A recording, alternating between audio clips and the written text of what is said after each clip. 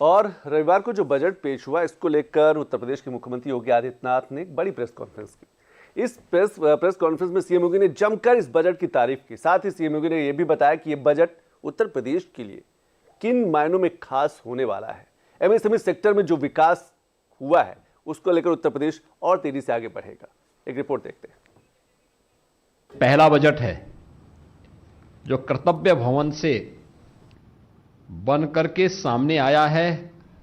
हर भारतीय को अपने कर्तव्यों का एहसास कराने के लिए भी यह बजट आग्रह कर रहा है, जिसमें राष्ट्र के प्रति कर्तव्यबोध और भविष्य की जिम्मेदारी भी इस बजट में हम सबके सामने दिखाई देती है। रविवार को संसद के पटल पर पेश ये आम बजट की खूबसूरती है कि जिस बजट में वर्तमान की जरूरत के साथ साथ भविष्य की मांग पर भी पुरजोर फोकस किया गया है।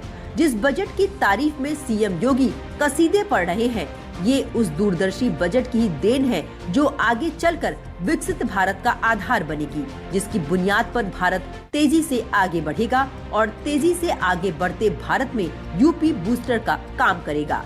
यही वजह है कि इस बजट में यूपी पर विशेष ध्यान दिया गया है। जो 7 नए हाई स्पीड रेल कॉरिडोर घोषित हुए हैं, इसके दोनों, इसमें से 2 जो मैंने पहले भी कहा यूपी के अंदर प्राप्त हुए हैं। यूपी को इसके माध्यम से हाई स्पीड रेल कॉरिडोर पर, जिसमें 300 से लेकर 500 किलोमीटर पर आवर रेलवे की स्पीड होगी, इस स्पीड को यूपी में इसका लाभ होगा। इसके अलावा बायो फार्मा, गौतम बुद्ध नगर के यमुना अथॉरिटी में हम लोगों ने मेडिकल डिवाइस पार्क की कार्रवाई हमारे काफी एडवांस स्टेज में है, हम उसको आगे बढ़ा चुके हैं। इस पर हमारी कार्रवाई तेजी के साथ आगे बढ़ चुकी है। 10,000 करोड़ का जो बायो फार्मा के लिए धनराशि की व्यवस्था की गई है, एक ग्लोबल बायोफार्मा हब बनाने की दिशा में भारत को तो मदद करेगा ही। यूपी जैसे राज्य जिनके पास पूरा होमवर्क है और जिसने इस पर तेजी के साथ अपनी कार्रवाई को आगे बढ़ाया है, और कल ही हमारा यहां पे फार्मा कॉन्क्लेव भी है, जिसमें देश भर से इस फील्ड के स्टेक होल्डर लखनऊ में उपस्थित हो रहे हैं। यह हमें एक नई सुविधा आगे बढ़ाने के लिए मदद करेगा।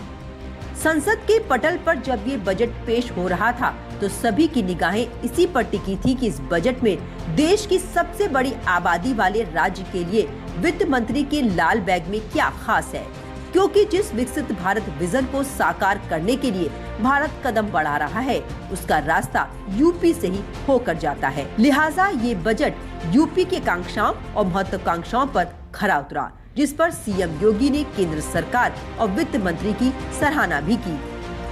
बजट में किसान, युवा, महिला और गरीब, इन सभी पक्षों को, इन सबकी आकांक्षाओं को ध्यान में रख करके यह बजट प्रस्तुत हुआ है। स्वाभाविक रूप से इस बजट के माध्यम से देश की सबसे बड़ी आबादी के राज्य की आकांक्षाओं की पूर्ति भी होती है। उसके लिए नई संभावनाओं के द्वार खुले हैं। सबसे पहली बात है कि 10,000 करोड़ रुपए का एमएसएमई सेक्टर के लिए बजट का प्रावधान, उत्तर प्रदेश देश के अंदर इसको लीड करता है। देश का सबसे बड़ा एमएसएमई बेस यूपी के पास है। 96 लाख एमएसएमई यूनिट यूपी के पास हैं। 10,000 करोड़ रुपए का जो एक फंड है, हमें एमएसएमई सेक्टर में, जिसको हमने ओडीओपी के रूप में, वन डिस्ट्रिक्ट वन प्रोडक्ट के रूप में प्रमोट किया है, जिसको हमने ब्रांडिंग की है, डिजाइनिंग के साथ, पैकेजिंग के साथ, एक्सपोर्ट के साथ जोड़ने का कार्य किया है। हम लोग इस बात को महसूस करते थे कि हमने ये तो किया, इसने हमारे एक्सपोर्ट को बढ़ाया, इसने रोजगार का सृजन किया, अब आगे क्या? ये 10,000 करोड़ हमें इसके अगले भविष्य के लिए इसको नई तकनीक के साथ जोड़ने के लिए, ट्रेनिंग के प्रोग्राम के साथ जोड़ने के लिए, एक्सपोर्ट के साथ जोड़ने के लिए, पैकेजिंग की नई संभावनाओं को आगे बढ़ाने में यह यूपी जैसे राज्य को मदद करेगा और यूपी सर्वाधिक लाभ इसका ले पाएगा। चौमुखी विकास के रास्ते पर तेजी से आगे बढ़ता देश की सबसे बड़ी आबादी वाला राज्य यूपी ने वो दौर भी देखा जब माफियाओं के डर और कानून व्यवस्था को लेकर उठते तमाम सवाल यूपी में व्यापारियों को इन्वेस्ट न करने पर विवश करते थे।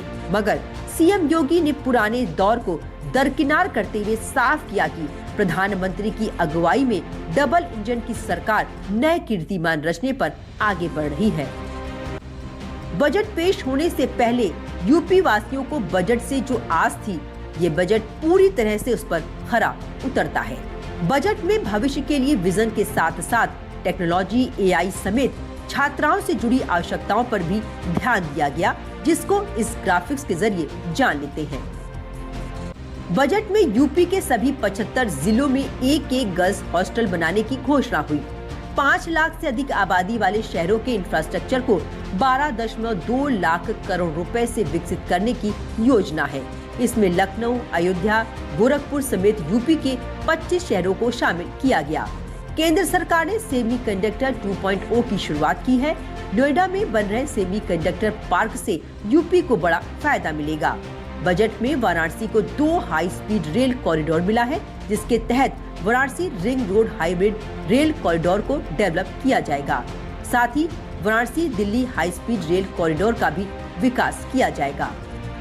बात बजट की हो रही है और खास तौर पर ये कि बजट से यूपी को क्या मिला, तो हमारी डीडी यूपी संवाददाता बरखा बली ने इसको लेकर यूपी सरकार में मंत्री राकेश सचान से बात की और ये जाना कि बजट यूपी के लिए कितना खास है। को देखें तो इस बार के बजट को एक स्थिरता का बजट कहा जा रहा है। कहीं ना कहीं विकसित भारत के एक रोडमैप के तौर पर इस बजट को देखा जा रहा है। कैसे कहते हैं? देखिए, देश का बड़ा बजट है और सभी का साथ, सभी का विकास और सभी का विश्वास, जो भारतीय जनता पार्टी की नीति है उसी के अनुरूप ये बजट है। और इस बजट से 2047 का जो विकसित भारत का लक्ष्य है उसका एक बहुत बड़ा मार्ग है, प्रशस्त करता है। और इस बजट से एमएसएमई को, टेक्सटाइल को, रेशम को, खादी को बड़ी प्राथमिकता भी दी गई है, जिससे कि उत्तर प्रदेश देश का बड़ा राज्य है और यहाँ पर एमएसएमई इकाइयाँ लगभग 1 करोड़ प्लस एमएसएमई इकाइयाँ हैं।